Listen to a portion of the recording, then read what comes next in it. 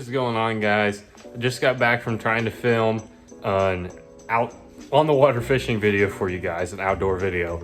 And so we tried, got a few bites, but didn't connect with any fish. And so let me show you what it's doing outside right now.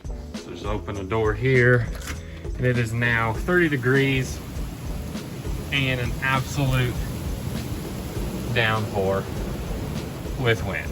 So how fast weather can change. Yeah, I'm not a fan. I want to catch some bass. So today, just gonna do some reviews for you guys. Hello everybody, welcome back to another episode of CT Fishing. As you just saw from that intro I filmed in the garage, it is absolutely pouring down rain right now. They're calling for 2 to 3 inches of rain today, so all I'm hoping is that rises the water levels and these bass start becoming active. And so sorry if there's any background like wind noise or gutter noise or anything like that, because it is just downpouring right now. But anyways, got a video for you guys today, and that is showing you my favorite bluegill swim baits, primarily for pond fishing, because that's 99% of the time that's what I'm fishing. And so this is what I use for pond fishing. And so we'll start off. We've got 2 categories. We've got, well, really you can classify it into many categories, but for today's video I'm just going to do hard baits and soft baits. And so we'll start off with the soft baits, and my favorite bluegill soft bait is the Huddleston Hudgill. And this dude, I have 4 or 5 of them, and it was really the first bluegill imitator big swim bait. This one now to me really isn't that big, but it was really the first big bluegill swim bait I ever started using, and I've had a lot of success with it. This was the first one I ever got right here, and this is all beaten up after I've caught almost 20 plus fish on this one Huddleston right here compared to a brand new one. So you can see there is a pretty big difference between the two. See all the bite marks in the tail and on the head.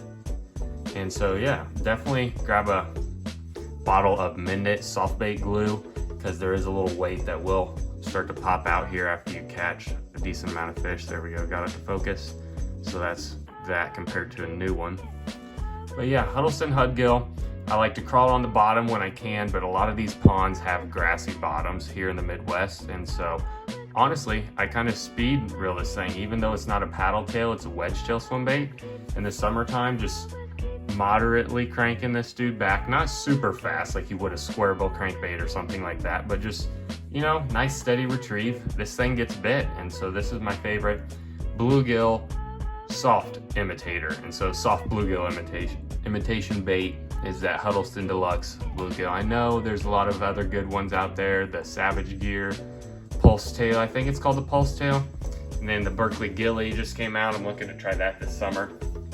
And so yeah, that's pretty much it. I keep it simple with my soft baits. I mean, you can go so far in depth with soft baits, but I stick to 10 just to this Huddleston wedge tail Hudgill to start off with those soft baits. And so we'll move right on over to the glide baits or hard baits. And so the first guy I ever picked up, this guy right here, River to Sea 168 in S-Waver in a bluegill pattern. And so this really, to me, looking back on it, isn't the best bluegill imitator. The only reason I call this guy is because of the paint job.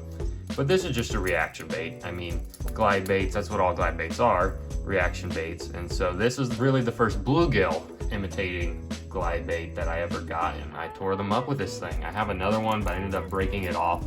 So this is the most recent one I have. It's a little bit scuffed up from a few bass and hook rashes and stuff, but not as much as that other one.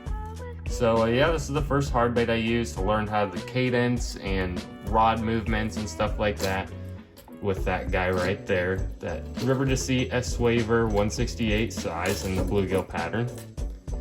And then the next, it's not really a glide bait, it's a multi-jointed bait I moved to, is this Jackal Junior size. And so this guy is the first kind of multi-jointed swim bait I ever picked up. And so you can see it has 3 joints there. And this is the junior, so it dives about 2 to 3 feet. Those little fins there act kind of like a bill would on a square bill, wiggles down. And this is a floater. And so I have messed around with the hooks and stuff and whatnot. You may think, what in the world is this kid doing? But one thing I found really annoying is when it comes stock out of the box with those feathered trebles and it just only comes with one split ring, the hook, when you would cast, would hang up on this fin right here, and it would hang just like that, and then it would cause your bait to roll and go sideways and do dumb things.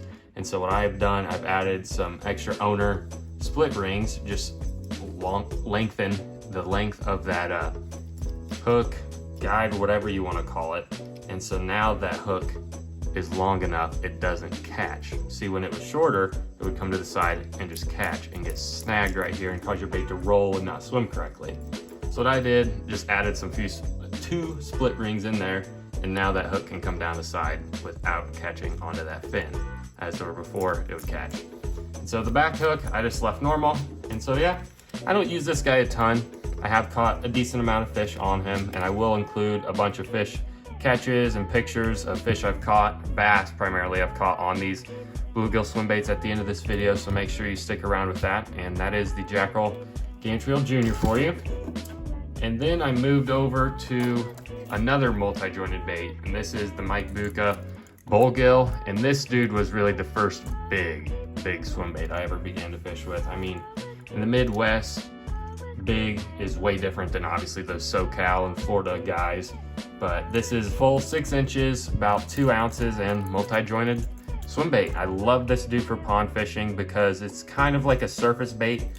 You can swim that thing right underneath the surface. I like to night fish with it and just have bass blow up on this dude. It is so fun to use. And yeah, it's got awesome hooks. I did upgrade the hooks, owner STX 36s, and so size 2. And another thing I like about this model of jointed bait from Buca is the paintbrush tail. It's made out of like a paintbrush material, and so it's not a big hard tail like you see on a gantrel or S-waver, that if a fish comes up behind it, this tail just collapses like that or gets out of the way. That's an S-waver. This tail, I mean, it bends a little bit, but it could still get in the way. But that's why I like this big old bluegill profile multi-jointed swim bait from Buca swim baits, and that was the first guy I used. And I would definitely recommend this if you're looking for like a speed kind of swim bait and to retrieve like that. It's just something you can fish pretty fast, because you definitely have to fish this guy fast. Then last but not least, we have 2 of these guys. It is the Baitsanity Explorer Gill. This is the first one I picked up. Love this thing. New favorite glide bait, hands down. This thing is just awesome. I have a bunch of videos on my channel about it. Just standard multi-jointed, well, not multi-jointed, just single jointed glide bait. And one thing I really like about this swim bait right here is the silicone pads in between the joints. So when that hits in the water, it's silent. Well, not all the way silent, but way louder than it would just be or way quieter than it would just be if it was plastic hitting plastic. And so kind of gives you stealthy, but yet not stealthy, because you're still fishing a glide bait, of course. But yeah, as you can see, I got a whole bunch of hook rashes on this guy. I've caught a ton of fish on him. And this one is, I fish it kind of like that S-waver with real cadence and jerking the rod tip a little bit. But this guy is my go-to glide bait nowadays. And so it's got the swivel hook hangers, and I do fish the sinking versions. And it also has that rubber tail that just collapses, like I was talking about with this Buca Bluegill, how it gets out of the way. And yeah, this guy's an awesome bait right here. Then I did just pick up another color of it.